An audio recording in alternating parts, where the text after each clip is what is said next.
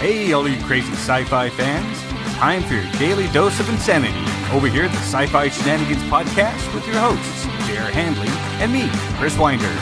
Just two nerdy veterans geeking out over our science fiction passions. A place where the sky's the limit, space is the place, and nerds run the world. Without further ado. All right, so we're back. Today we have our good friend Scott Bartlett. So we're going to introduce him. Yay! Woo, yay! Oh, I'm going to do that every time. Might as well get used to it. Good to be here. He writes mech goodness. So if you like things that go boom in the night, but I'm getting ahead of myself. So Scott Bartlett was born in St. John's, Newfoundland. I probably pronounced that wrong. The easternmost province. Even people from there. I've heard it happen, but mostly not. It's the easternmost province of Canada. We don't care, which helps. Well, that would help. Do you have moose up there? Oh, yeah, plenty. Too many, honestly. Outstanding. So during his decade-long journey to becoming a full-time author, he supported himself by working a number of different jobs, including working in a salmon hatchery as a technician, a grocery store clerk, youth care worker, God bless you, I couldn't do that, ghostwriter, research assistant, pita maker, oh, now I'm hungry, thanks, and freelance editor. And now he's a full-time independent author, an all-around cool guy from the snowy regions of Canada. I like it. Outstanding. Well, you should. It's you. Well, I mean, if you didn't like it, I would start to worry. It works out well, for sure. It does. It does. Did we leave any cool things out? What's that? Sorry? Did we leave any cool things out? No, that is the entirety of cool things about my life, unfortunately. Pretty cool. Well, that's still pretty cool. Oh, thank you. Before we get started, I'm gonna, we're in just a second. We're gonna tell us, because we think it's kind of sometimes interesting how we met Scott. But I've been listening to the episodes as they air, and I realized dang, I talk too much, and I'm sorry, Chris. I'll try to let you have some words in this time. Maybe 13 words, like baby steps. Shoot, I've already used 13. Yeah. All right. And so I say a lot, so I am sorry. We will work on this. Work in progress. We're all learning. All right. So I first met Scott in some of the various science fiction groups that I was in, not the author groups, but just the fans of the genre. And I remember he was looking for ARC readers for his Mech War series. He was super friendly. And I remember I read the first one thinking I was just going to leave a review on Audible because it was right when his book one came out in the audiobook format, because that's what he was looking to get reviews for. And I didn't expect, if I like it, I like it. If not, whatever, but I'll get a review out there for him. And I ended up liking it so much, I wrote the review for my blog, and I've written one for each of the ones since then. Like I said, I was really impressed with how friendly he was, willing to offer advice.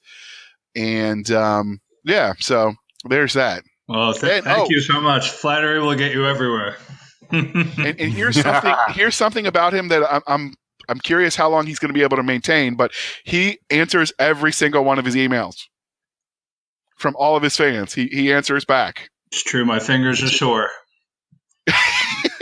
Mostly from the book writing, but yeah, it's definitely a unique thing, since so many people it's canned answers these days, as everyone's busy trying to crank everything out and beat the Amazon algorithm.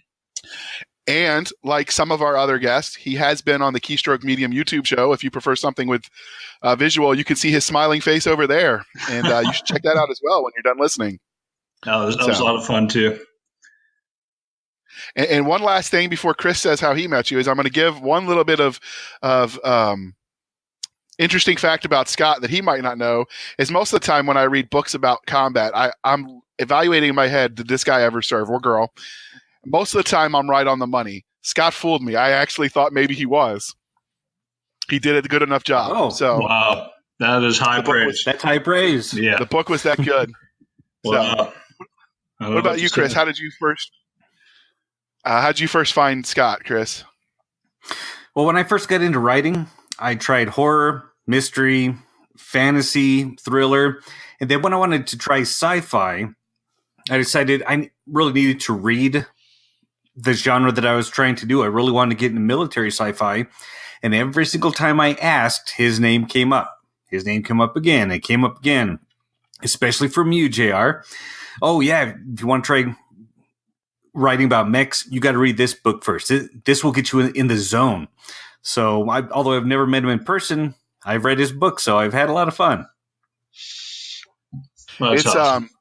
It's good. I'm supposed to be writing the review for book 4 in his series, the last one of the Mech War, and then I got to check out the rest of them. But he got tricky, see, and he sent, because I'm on his mailing list, he sent out a free copy of his prequel book, and I'm like, oh, it's so short. I could read that while I wait at the bus stop or wherever. So I'm probably going to end up reading that one first, just because he tricked me. My master plan is coming to fruition.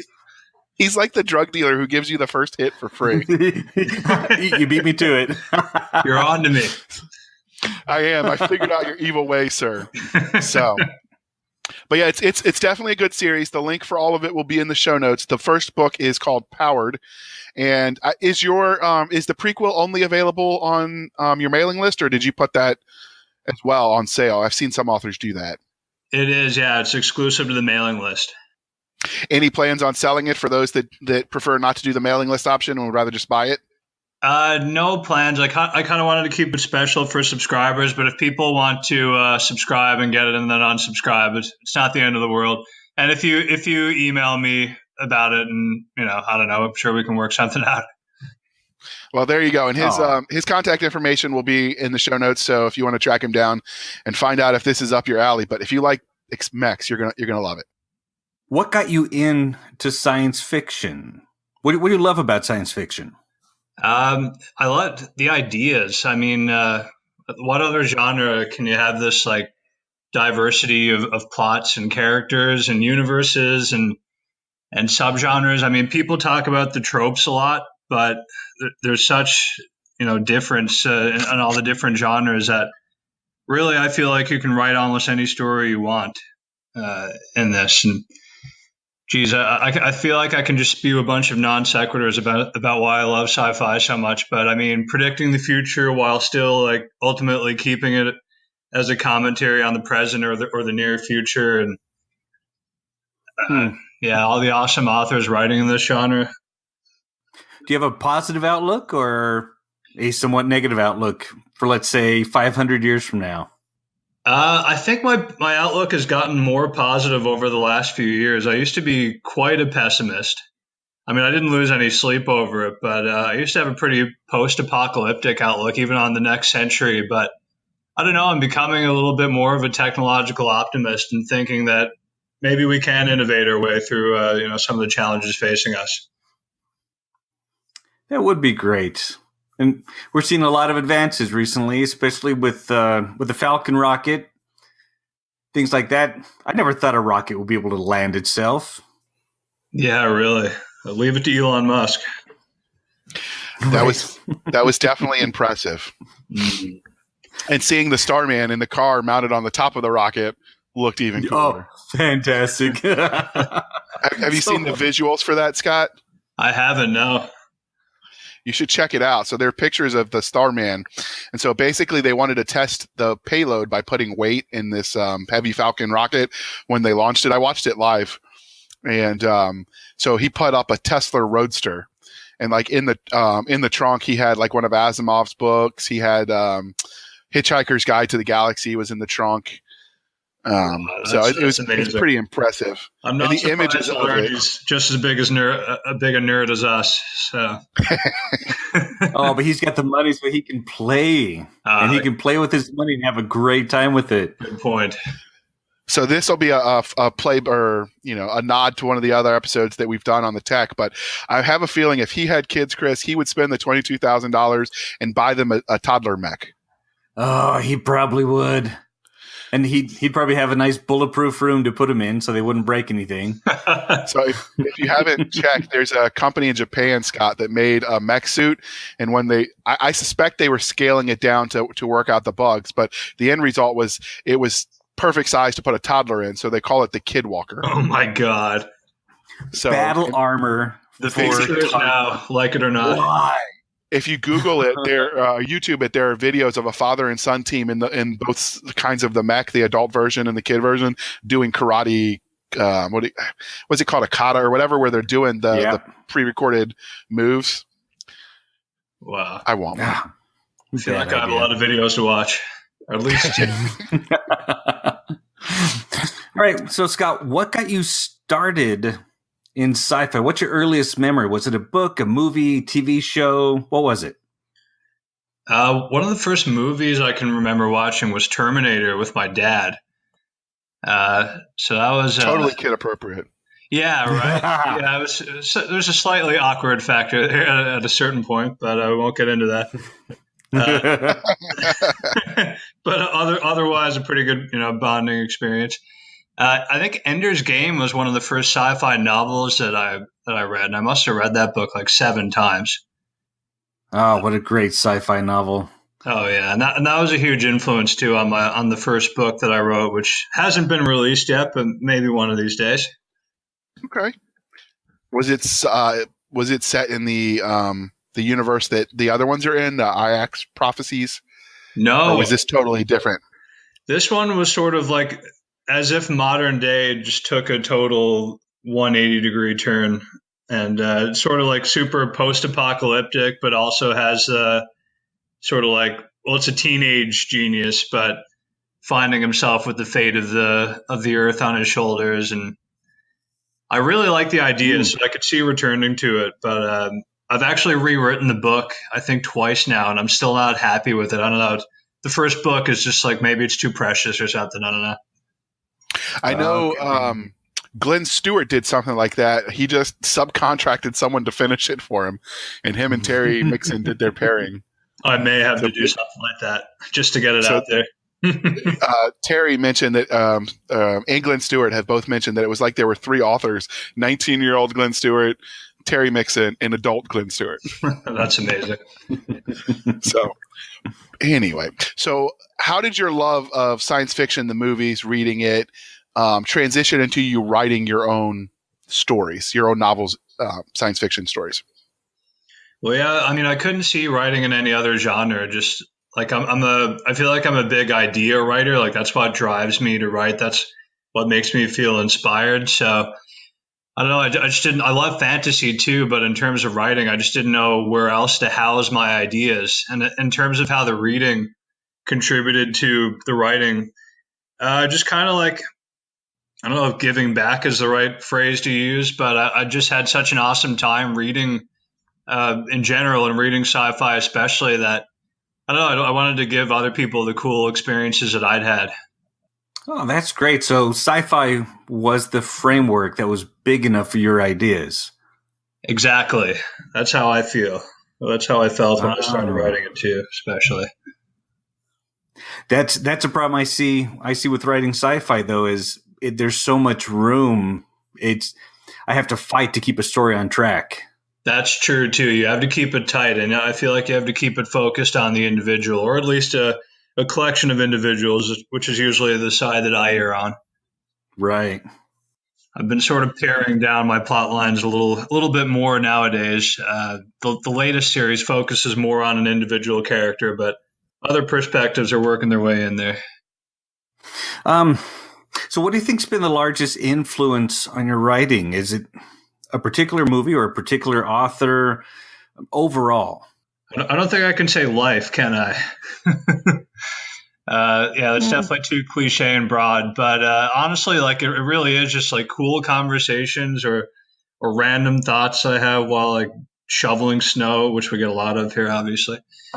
Cool like tech stuff I read and random articles, and definitely diving into the genre and seeing what's been done already and seeing what I can bring new to the table. How can I offer some new spins on old tropes and stuff like that?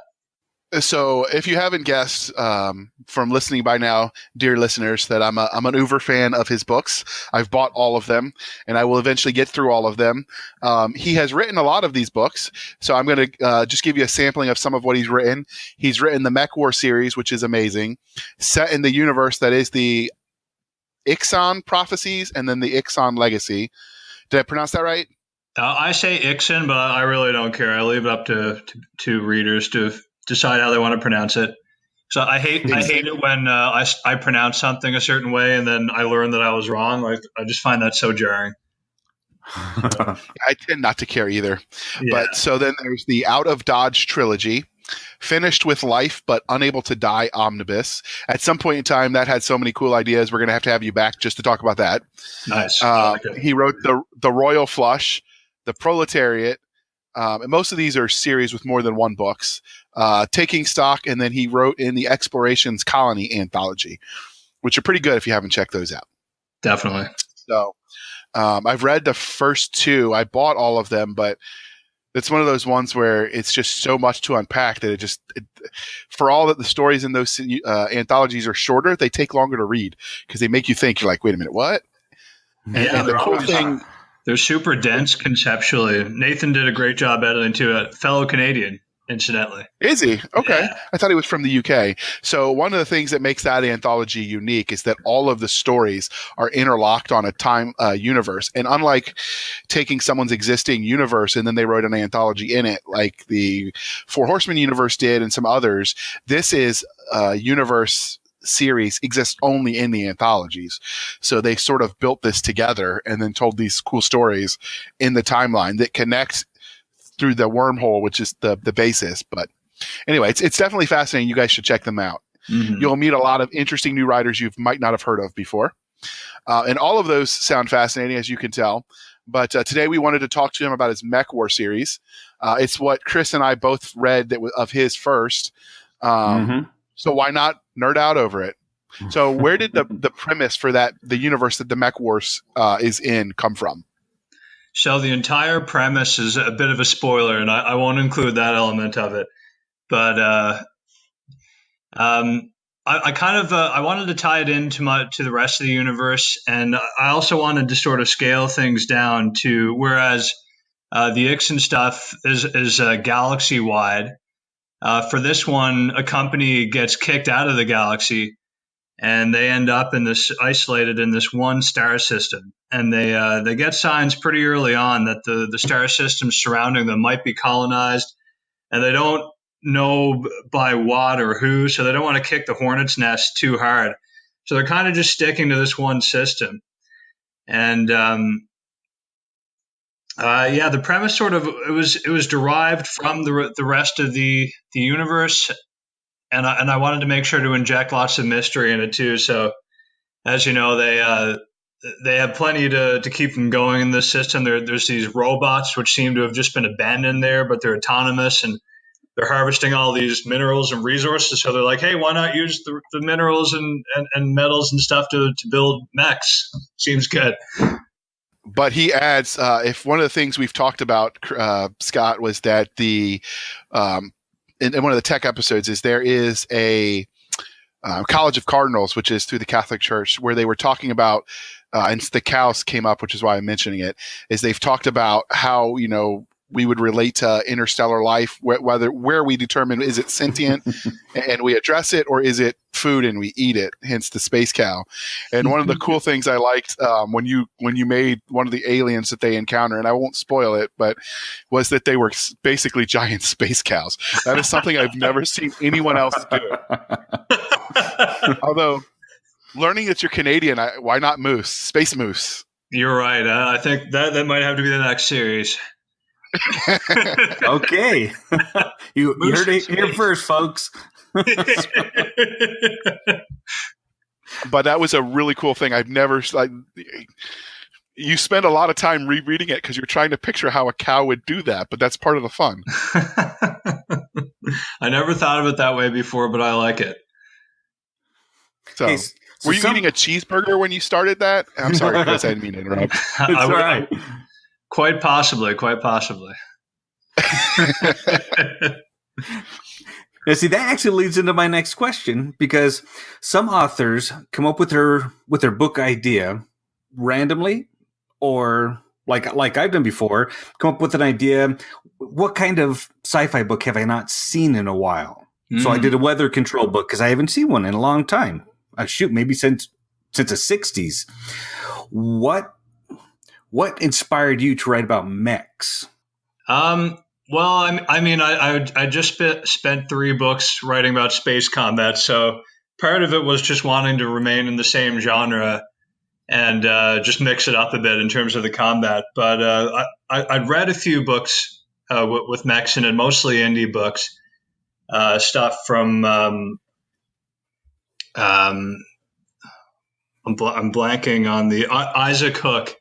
I don't know why I blanked on his name because I've read a few of his books by now. His stuff is awesome. Good. I've read stuff in the Four Horsemen universe, also awesome. But I was kind of thinking, like, how can I'd read a lot of stuff where sort of the mechs it's sort of like a human in a cockpit and they're piloting it. But one thing I wanted to do was, how do I make this experience more, what's the word, sort of immersive for the pilot, and kind of like you're putting on an extension of yourself or like a peripheral. And basically I wanted to make it feel like the pilots were the mechs and they were inhabiting the mechs in a sense. So I came up with this idea. I've always been interested in dreaming, especially lucid dreaming. So I thought, what if there's a technology that could harness lucid dreaming and that basically dreams could be used to become the mech. So that's where I came up with the concept of the mech dream, and that's the situation with these pilots. Now, have you read Richard Fox's Iron Dragoons or his Ember War books? Because he has the similar where their mind controls it, not their actual physical body. He does it differently than you, but the similar sort of vibe. Right. Iron Dragoons is on my Kindle. I haven't read it yet, but I need to get to it. Sounds like I'd love it. Mm-hmm. Well, he also mentions that Iron Dragoons came about because that unit, well, some of them were in the Ember Wars books, and they were so popular that he sort of wrote their own story.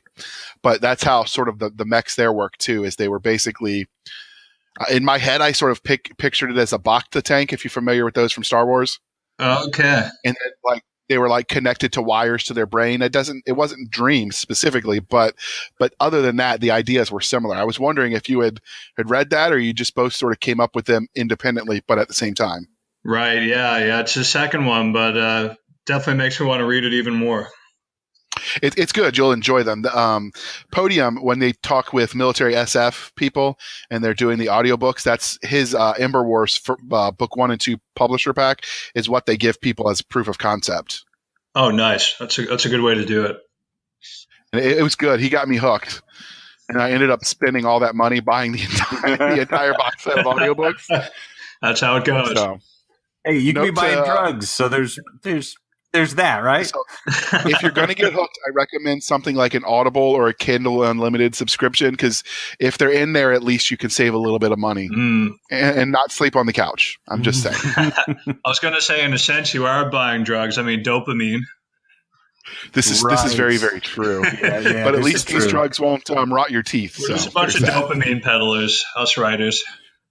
Yeah, that's right. So, how does the Mech Wars series fit into the larger Ixen universe? I in full disclosure, I have not read those books yet. I've intentionally waited because I wanted to finish the Mech Wars stuff, so that way I could keep them separate in my head. But how does the story do they link up other than just the origin point? Well, it's funny you should say about keeping them separate, because there's actually very few crossover characters between the original Ixen Prophecies trilogy and the Mech Wars quartet, I guess you'd call it. But right. I wanted to do the same thing, sort of like clean slate. And there are a couple like minor characters from the first one that hop over and have more of a role in the second one. But it does fit in more with Ixen Legacy, and the main characters from Mech Wars that survive, no spoilers, do carry over to Ixen Legacy and play a role there. So their stories are continuing, and that goes for protagonists and antagonists. And again, I won't say anything else on that, but if you're interested in finding out what happens to these characters, Ixen Legacy is the place to go. In other words, buy all the books. Well, I didn't want to come out and say that. It's okay. We'll say it for you. So now you also released the Capital Starship and the Pride of the Fleet series that are linked together. Is that the Ixen Legacy? Because those are the two that I see as the most recent. Mm-hmm. Yes, yeah, those Okay. are books 1 and 2 in Ixon Legacy. Okay. So those are the ones we're talking about, people. Because sometimes on Amazon, I get, when I use Chrome, it'll say the name of the book, but not always the name of the series. It's not the author page, because if I look at them on some of the other browsers, I don't see that problem. So I wasn't able to check today. Right. But all right. Well, we're about ready to get into more in depth into this series, but it's about that time where we're going to take a moment for a word from our sponsor. 20 years have passed since the Ixa almost wiped humanity from the face of the galaxy. Now they have returned with a prophecy of doom, and the prophecy is already coming true. Start the series readers are calling an action-packed military thrill ride. Download Super Carrier today. Book 1 in the Ixon Prophecies trilogy. Available from Amazon and Audible. Okay, welcome back. Where do you see the MechWarrior series going? Do you see yourself branching off, doing any other projects with mechs? Well, there is mech combat in Ixon Legacy too, so I'm sort of carrying forward on that and building more on the ideas there. In terms of the universe itself, I'm thinking now of 3 books for Ixon Legacy, and again, always hard to talk about this stuff while avoiding spoilers. But the way that the series is shaping up conceptually, I could go one of 2 ways. I could leave the story as is, or I could write 20 more books in the series. So, or somewhere in between. But I'm thinking after this trilogy, I'd like to try writing in a whole different universe while remaining in more or less the same genre. But depending on how things go, there's always a possibility of more books in this universe. And of course, there's always a possibility of mechs or power armor or something like that showing up in my other works too. So in other words, you're one of those writers who likes to play with his writing. Definitely. You like to have fun with it. Yeah, now, no question. Do you outline, or does the story just kind of pour out of you? I'm a heavy outliner, and I've become more and more so as time goes on. Okay, keeping it organized. For sure. Yeah. I'm a firm believer in outlines because it's the only way I can keep track of everything. Same here, yeah. And after I'm in my 3rd series now in this universe, the story's just gotten so complex. So I have that problem too. I find it's a great way to avoid writer's block as well. Do you use some sort of in-depth story Bible at this point to keep it all straight? Not really. I have notes kicking around. I guess I do have something of a story Bible now for Ixon Legacy. It's gotten up to like 17,000 words. I don't know how that happened. Wow. Okay. That's sort of like research and ideas for the series. But for the outlines themselves, I just go paper and pen. So just so you know, the extreme other end of the 17,000, because he thinks that's a lot.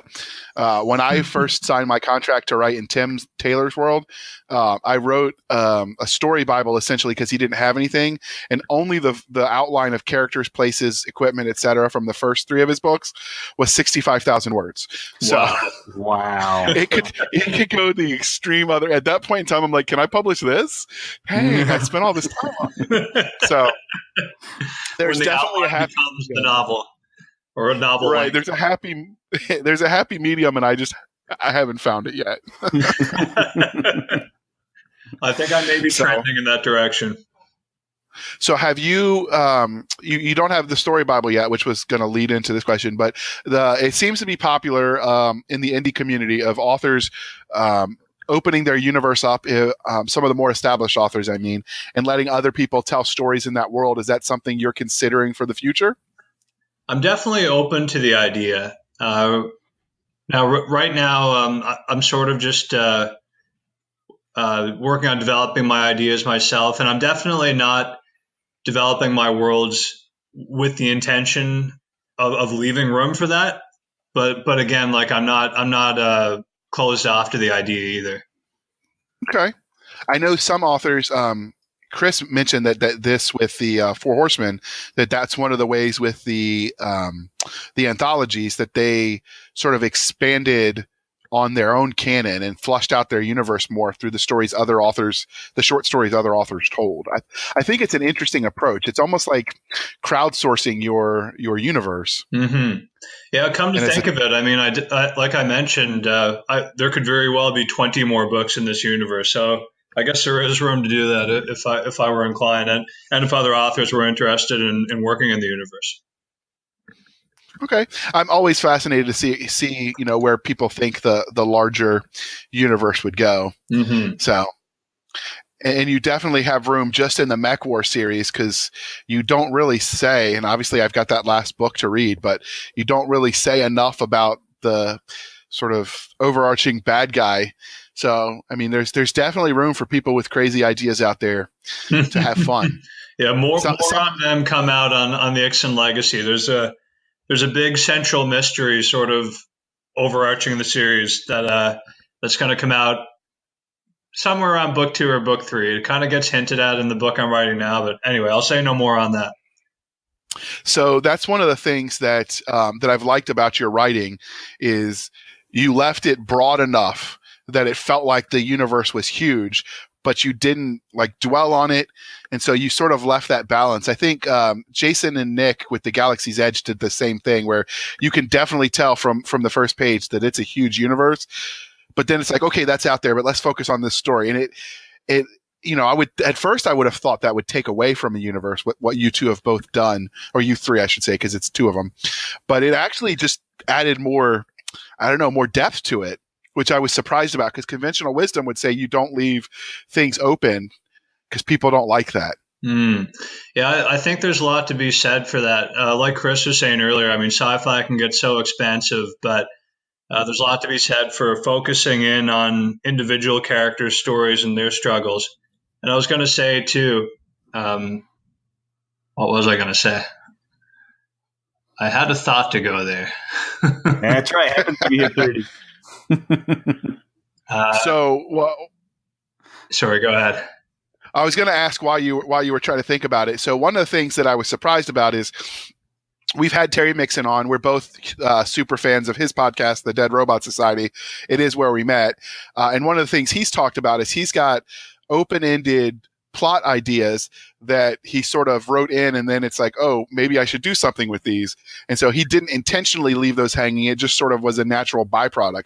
That when you did it, was it intentional, or did it just sort of happen and, oh, by the way, now I can use those? Some of it did develop organically, but I always have had sort of like a master plan for who the progenitors are and where they're coming from. So a certain amount of it was intentional. And I do remember my thought now. I think your instinct of readers not liking things being open-ended is a good one.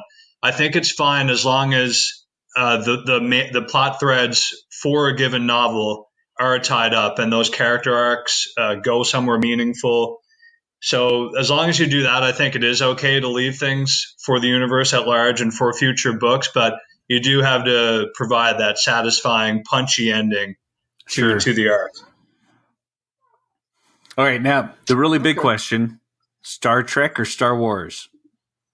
Ooh, one of us. Are you one of us? I am going to give an answer. I almost feel like I shouldn't, because I don't feel like I've explored enough Star Trek to really speak intelligently to it. And this isn't me hedging. I really do think this. I used to leave the original generation or the original show on in the background while I played StarCraft, which shows how big a nerd I am. Oh, I love StarCraft. Oh, yeah. It's my favorite game, I think I have to say. But I am going to say I'm a Star Wars guy. Okay. He's one of us. I love Star Wars. That was my first love. Good. Although what red-blooded American or Canadian boy wasn't half in love with Leia Organa? Huh? Oh, really? Yeah. Right there with you. I think, and that's when I laugh when I see about new millennials talk about representation in fiction, and like, this is the first time it's ever been done, and then you see the old timers and they're listing off all the times before that they just seem unaware of, just shaking their heads in the background. So I remember that that always amused me. So anyway, yeah. You had a question, Chris? Yes. Even bad haircuts, apparently. The 80s is coming back, and we're all doomed. I was just thinking. I guess the 90s is next. Next. I hope not. God help us. And I grew up in the 90s, so. Me too. Did you have the parachute pants? I had the rip-offs. My grandma made me my parachute pants, so they weren't the official ones, but that and my mullet, and I thought I was cool. I used to cuff my jeans. And you will never see pictures of me in the mullet. They have been destroyed. You say that. Of course, we've hinted, Scott, that Chris and I are co-writing some stuff together. The real reason that I'm writing with him is he has pictures of those mullets. Right or else. It all makes sense now. It's all coming back to me. Excellent motivation to write, eh? It is. He's very Canadian. I'm very impressed. I've been to Canada twice, but it wasn't intentional. You got lost and you ended up in Canada? Actually, that is what happened. So there is a fort in Vermont that's a National Guard fort, and for the life of me, it escapes me the name. It's pretty close to the border. And we let the LT do the map reading, and we were supposed to be going south for land nav, but for whatever reason, so if anybody remembers the old school projectors, you had to actually invert them, so that way when it projected on the screen, it would project correctly. And so he photocopied the overhead projector printout instead of what it was supposed to be. So up was down and down was up. And so we ended up an armed infantry squad on a land nav armed fire exercise, ended up in Canada. And you invaded Canada. Wow. It gets better. So they detained us. It's easier than you'd think, and you probably think it's pretty easy. So. Well, so the Mounties happened to be patrolling through. I was disappointed, by the way, that they weren't on horses with their red coats. That's another thing. I'm disappointed. But so they detained us, and they wanted us to take our weapons. But in the infantry, you don't give up your weapons, so we didn't. Right. We compromised by giving them our bullets. Because nobody wanted to shoot out in Moose Country. It would end badly for everyone. And so, it was the whole incident where the two chain of commands, I don't know how high up it went. For all I know, let's see, this was under Bush. So for all I know, Bush and whoever the Canadian Prime Minister was in 2003, we're talking over tea about what we did. So you would think this lieutenant learned his lesson. The next day we were doing our vehicle-mounted GPS land navigation, because that was the other skill they were teaching. One was on foot, and we ended up doing it again. Wow. I feel like we invaded you twice in 2 days. I feel like this needs to make its way into a novel. I think Chevy Chase that did Spies Like Us? Was. They pretty much have already done that with their Winnebago. Do it again. I haven't seen that one. Do it again. Yeah, yes, that is one that actually deserves a remake. A lot of that and Stripes. You invaded Canada. Yeah. That is. I have to tell all my friends now. I love how you had an international incident because of an overhead projector. And a lieutenant. We got pulled over when we got caught on the vehicle. It was for speeding, and I happened to be the one driving. So I have been pulled over for speeding in the U.S., in several states, in Canada, and then in Kuwait. They pulled me over for speeding down the highway. Wow. So I am an international speed criminal. Another one off the bucket list. Yeah. I don't recommend it, by the way. They sometimes overseas they're less friendly than American or Canadian law enforcement. Right. I could see that. Let's I'll just put out as a point of interest, Newfoundland, where I'm living, is almost like a different country from Canada. So I've never seen a Mountie, for example. But aren't they everywhere? I guess. Technically, it's their jurisdiction. But if I've seen one, I haven't known that I have. We have the Royal Newfoundland Constabulary here. But yeah. Did you ever watch the movie Super Troopers? I haven't. But I think you may have recommended it to me. Yeah, no, it's definitely on the watch list. well, they're doing a part 2, and apparently the basic gist, because obviously it's not out yet, we haven't seen it, but the basic gist is that there's a city in Canada on the border that's apparently was accidentally American, but it's been controlled by Canada the whole time. So now we've come back to annex it, and they've sent these police officers. It's a slapstick comedy that are up there to claim it, and it's just the whole bit is about the culture shock between the two nations, and of course the Canadians don't want to be Americans, and the Americans don't want the Canadians, and hilarity ensues. The concept is too good. I definitely have to watch it. Even if you haven't seen the first one, this one just looked, even the trailer, I was laughing out loud. Although sometimes the trailer is so good, but that's the only good parts of the movie. So that's happened before too. I was going to ask, is it on Netflix? But the real question is it on Canadian Netflix, which is much less likely. Is it different? I did not know this. It is. There's a lot that we don't get. Good old geo intellectual property rights or whatever. So do you find there's a difference in the science fiction that's popular in, say, Canada versus what's mainstream in the U.S.? Not in terms of what I mean. Thanks to the internet, that sort of is an evening factor to some extent over what's popular. For example, when Stranger Things was big in the U.S., it was big here too, and so on. I guess it's still big, but yeah. Okay. That's something Chris and I were wondering, because we've been brainstorming about different potential episode series that we could do, and one of them was like the difference in science fiction across the globe. And we know like it's different in Sri Lanka. We've got a friend that's from there that says it's more Arthur C. Clarke, hard SF kind of approach, right? And so we've been fascinated by how it's different across the world. Yeah, I think it's very easy. Yeah, I don't know if Canada is the best example, just because I feel like we are so alike culturally, us in the States. I think I always thought so too, but Yeah. I've had some Canadians get mad at me for suggesting that. That's what we were wondering. Is Canada so close, or are there enough differences that we could actually spot something different in sci-fi? But shoot, I guess not. Interesting question. You might be asking the wrong guy. As a Newfoundlander, I don't know. A lot of Canadians would probably take issue with me representing all of Canada too. But I guess that applies to any province. It's like the States, there's so many. Yeah. And it's such a big place. Yeah. Although No, I guess you I guys think- got numbers 5-1. I think your provinces, though, from what I understand, are a lot more different as far as like subculture than a random state in the U.S. would be.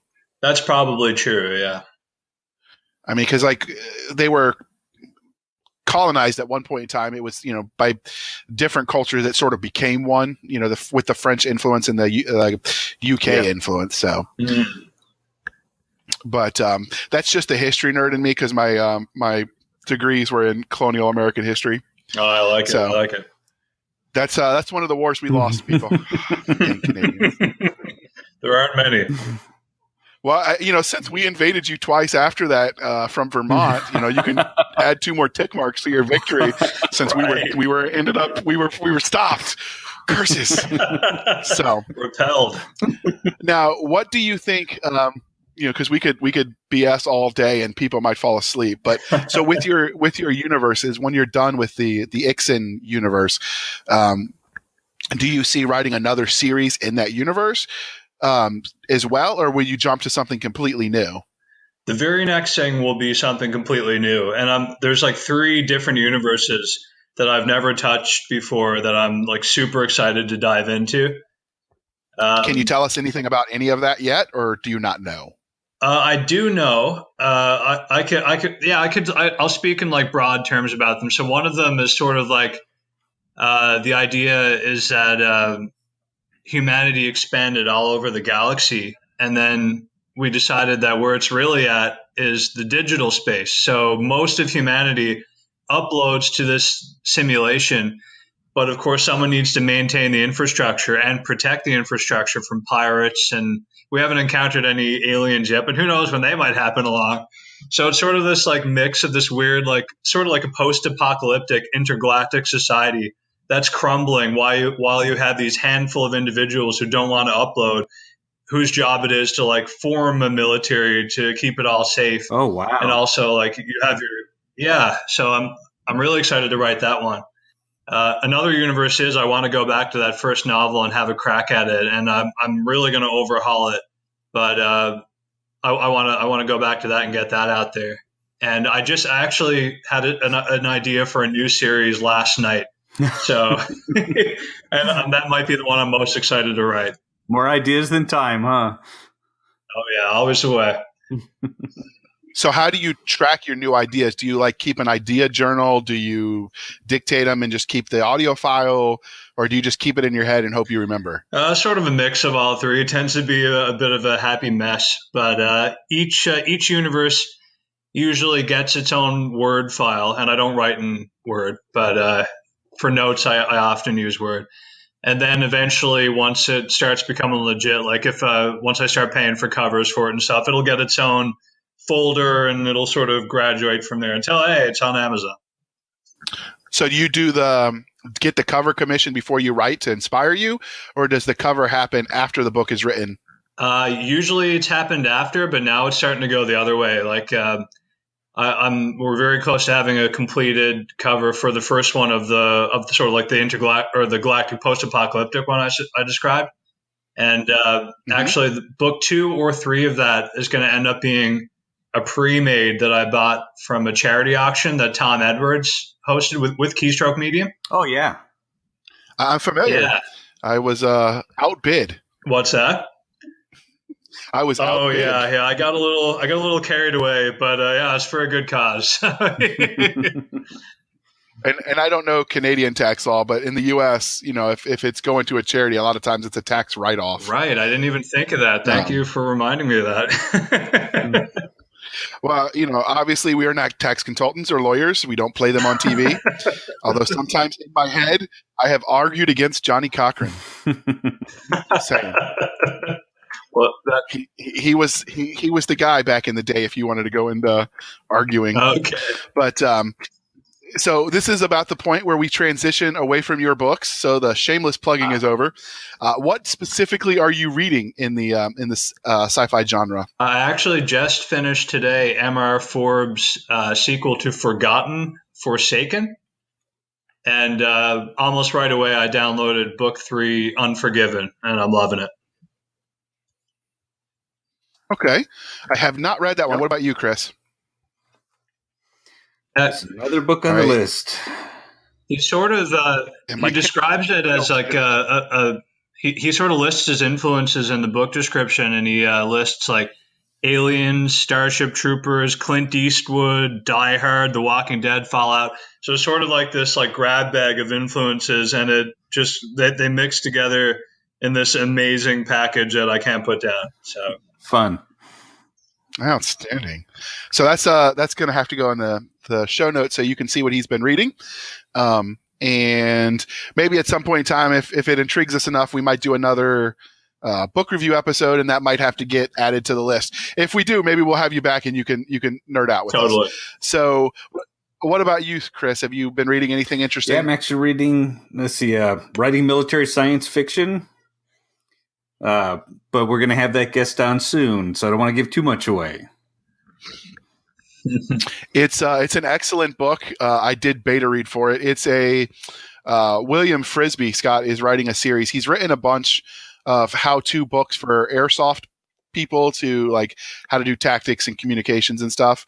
So the military for fun, paintball kind of crowd. Right. And now he's writing one targeted to authors because he likes doing that kind of research. He's a Marine veteran as well, so I'll have to recommend that to you when it goes live on Amazon. What did you say his name was again? William S. Frisby on he runs the Mill SF blog as well on Facebook. There's a group where he tracks all the science and stuff. That sounds great. I used to play paintball too, so right up my alley. Yeah, well, he was reaching out for beta readers, and I was like, sure, I'll do that. And it was so I actually used it for the book I just finished. That sometime at the end of the month we'll be doing at the end of February the announcement where I can tell you what it is. But until then, when I was looking at when you write tactics, you're always referencing a lot of different books, different tactical manuals to consider, like how fast the average person can walk in an hour and that sort of thing, because all of that factors in. And so rather than have like 15 different field manuals that I had in the Army, which I still have all of, I was able to just use his because it was sort of summarized everything in one spot. I mean, there will be times you need to do more in-depth research, but it's definitely a good resource. Sounds like it. So he's having a little bit of problem right now with Amazon because a lot of these came out in blog articles. And so because it's a blog, other people reposted. And so now he had to go back and prove to Amazon that he owned the copyright. Oh, my God. Right. That's He did always the fun. original. Yep. Yeah, well, on the one hand, you're kind of glad they're checking, I guess, but it can definitely be an inconvenience. Good point. Good point. So is there the other question we like to ask everybody, because, we nerd out about the science behind the science fiction as well. Are there any scientific breakthroughs that you're excited by at the moment? Yeah, I've been reading a couple articles about something lately. I don't know if you'd call it a breakthrough necessarily, but it's sort of like all these neuroscientists got together with all these quantum physicists and geeked out about the question of consciousness and how it emerged and like what might actually be going on there. So one of the main articles is it's called "The Evolutionary Argument Against Reality." Pretty cool title. And I'll just read you a little excerpt from this here, a little copy and paste. Because I put this together before the show because I figured we might get into something like this. Mm-hmm. But so here it is. Experiment after experiment has shown, defying common sense, that if we assume that the particles that make up ordinary objects have an objective, observer-independent existence, we get the wrong answers. The central lesson of quantum physics is clear. There are no public objects sitting out there in some pre-existing space. As the physicist John Wheeler put it, useful as it is under ordinary circumstances to say that the world exists out there, independent of us, that view can no longer be upheld. So that kind of blew my mind. But I can see that. Yeah, so it's kind of like the idea is we've evolved not to see reality, but more like a user interface for reality, which is more adapted for our environment. And this they interview this guy, this cognitive scientist, Donald Hoffman, who uses the metaphor of the computer desktop. So if you think about an icon on your desktop, it has a size and a shape and a color, but really none of those attributes have anything to do with the file that it points to. And that's sort of like our relationship with reality. It's like a user interface rather than reality itself. Right, and the icon isn't really even there. Mm-hmm. You're not really clicking on it. You're just interfacing with a computer. Exactly. And this guy, I know it's wild. Hoffman talks about how he thinks of reality, and he thinks reality is better talked about as just this network of conscious agents. And now you have this idea that inanimate objects like rocks and tables are conscious. And this is an effort to answer what's called the hard problem of consciousness, which is basically the problem of explaining how this strange phenomenon of consciousness could ever emerge from this lump of gray matter that's just governed by classical physics. And that idea is called panpsychism. And the solution is that consciousness is just an inherent property of all matter. And when you have matter that's complex or integrated enough, you get something like animals or human beings, creatures that have agency and can make decisions. And then there's panpsychists who believe the universe itself is conscious. And they point to the fact that certain particles behave as a single unified system, even when they're like thousands of light years away. So it's more like an integrated being. Okay, that's way smarter than my geek out topic. So what is your geek out topic there, Mr. Chris? My geek out topic was Elon Musk and all the cool stuff that he's doing. He's Tony Stark minus all the weapons. I just think definitely. I think it's hilarious that he sent his car up into space just because he could. I mean, it made a great visual. Yeah, but I like that he's not just sitting around getting rich. He's doing things with it. He sees problems and he tries to solve them. I hope that if I'm ever that wealthy someday, that I get inspired to do the same thing. So I think it'd be fun to have on his show, Mr. Musk. We have an opening. We'll clear our calendar for you. Yes. Yeah, what about you, legit my hero.